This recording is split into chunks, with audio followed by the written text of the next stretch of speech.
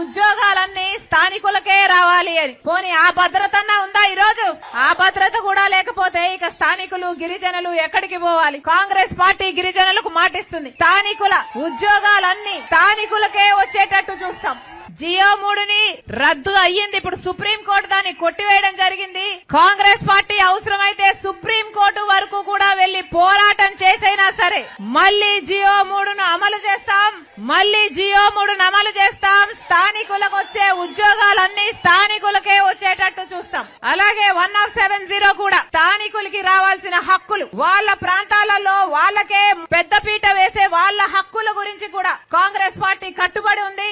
మీకు రావాల్సిన హక్కులు మీకు వచ్చేంత వరకు కాంగ్రెస్ పార్టీ మీ పక్షాన నిలబడుతుందని మరొకసారి మాటిస్తున్నాం. గమనించండి, ఇవన్నీ కాంగ్రెస్ పార్టీ అధికారంలో ఉన్నప్పుడు వచ్చిన చట్టాలు, ఆ తర్వాత వచ్చిన ప్రభుత్వాల వల్ల వచ్చిన చిక్కులు తప్పితే ఇది కాంగ్రెస్ పార్టీ చేసింది కాదు. మళ్లీ కాంగ్రెస్ పార్టీ అధికారం లేకొచ్చినాక మీ హక్కులను, మీ చట్టాలను మళ్లీ నిలబెడతామని కాంగ్రెస్ పార్టీ మీకు మాటిస్తుంది.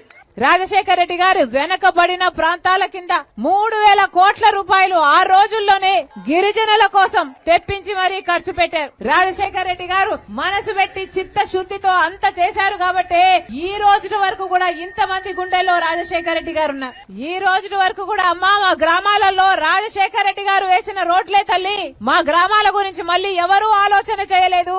ఆ రోజుల్లో కట్టిన రాజశేఖర రెడ్డి గారు కట్టిన ఇల్లులే అమ్మా, ఆ తర్వాత మళ్ళీ ఎవరు మాకు ఇల్లు లేదు, మాకు రోడ్లేయలేదు. ఈ రోజు వరకు కూడా రోడ్లన్నీ చెడిపోయి అసలు మా గర్భిణీ స్త్రీలకు కూడా ప్రయాణం చేయడానికి ఎంతో కష్టం అవుతుంది ఈ రోడ్లలో అని వాపోతున్నారు. అంటే మరి ప్రభుత్వాలు ఉన్నట్ట, లేకపోతే లేనట్ట, లేకపోతే చచ్చిపోయినట్ట. మారుమూల ప్రాంతం, గిరిజనుల ప్రాంతం ఎంతగా పట్టించుకోవాలి, కానీ మీ గురించి పట్టింపు లేదు. కానీ బాక్సైట్ తవ్వకాల కోసం పెద్ద పెద్ద రోడ్లు వేసుకుంటున్నారు. కనిపిస్తున్నాయి కదా పెద్ద పెద్ద రోడ్లు, హైవేలు ఎంత సైజులలో ఉన్నాయి. బాక్సైట్ మైనింగ్ మీద ఉన్న ఇంట్రెస్ట్ ప్రజల అభివృద్ధి మీద, మీ సంక్షేమం మీద లేకపోయింది. మరి ఏమనాలి? రాజశేఖర రెడ్డి గారు ఉన్నప్పుడు అంతగా ఆలోచన చేశాడే ఆంధ్ర రాష్ట్ర ప్రజల కోసం. మరి ఇప్పుడున్న నాయకులు అటు పాలక పక్షం అయితేనేమి, ఇటు ప్రతిపక్షం అయితేనేమి, ఒకరైనా ప్రజల గురించి ఆలోచన చేస్తున్నారా?